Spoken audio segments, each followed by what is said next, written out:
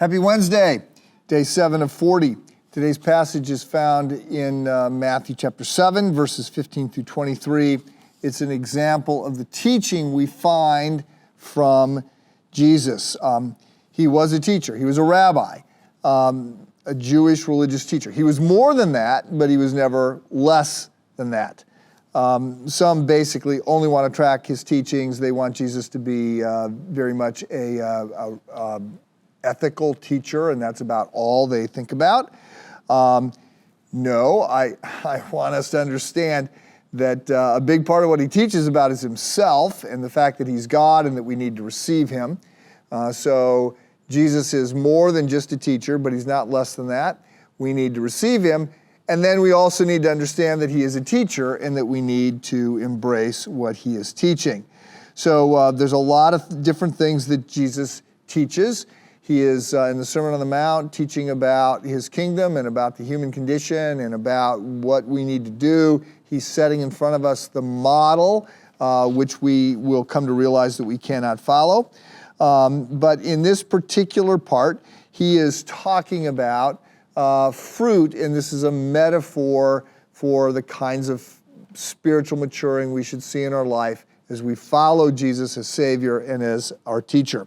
So, I'm reading, this is still part of the Sermon on the Mount, Matthew chapter 7, beginning with verse 15. Watch out for false prophets. They come to you in sheep's clothing, but inwardly they are ferocious wolves. By their fruit you will recognize them. Do people pick grapes from thorn bushes or figs from thistles? Likewise, every good tree bears good fruit, but a bad tree bears bad fruit. A good tree cannot bear bad fruit, and a bad tree cannot bear good fruit. Every tree that does not bear good fruit is cut down and thrown into the fire. Thus, by their fruit, you will recognize them. Not everyone who says to me, Lord, Lord, will enter the kingdom of heaven, but only the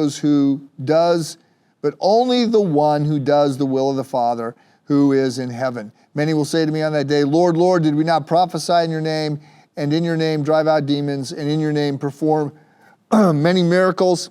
I will tell them plainly, I never knew you. Away from me, you evildoers.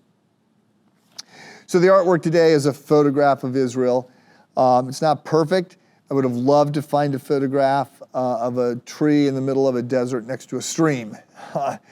I said I'm going to be leading a pilgrimage to Israel here in a couple months. I know that one of the things I will hear when I take people out into the desert is, wow, it's hot. It's brown, it's harsh. Who would ever want to be here? So many people think mistakenly that this land overflowing with milk and honey is something that looks like New Zealand. Not at all. It is a difficult place to survive for man, beast, and tree, and all need to have, metaphorically, if not literally, deep roots. So goes on and it talks here, I think today that used to be the passage everybody knew was from Billy Graham, John 3:16, for God so loved the world that he gave his only begotten son, that whoever believes in him should not perish, but have everlasting life. I think now the verse that everybody would know is do not judge. And so we get a little bit of that here, but we also get set up that we do need to make assessments of people. We just have got to understand the assessments that we're using are going to come back and be used against us. And so there's this idea that one of the ways we can tell a person's character is by looking at the fruit of their life. And good people will be producing good fruit. And you sort of can't produce fruit inconsistent with who you are, not over time anyway. So, if I thought that I could ask you to make a dispassionate assessment of the fruit of your life, I would do that. I don't believe we have that capacity. So I'm going to direct you to write out by hand Psalm 1. The Psalms are a book of prayers.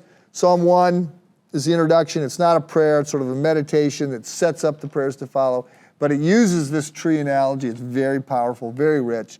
So your assignment for today is to write out by longhand Psalm one. Have a good day.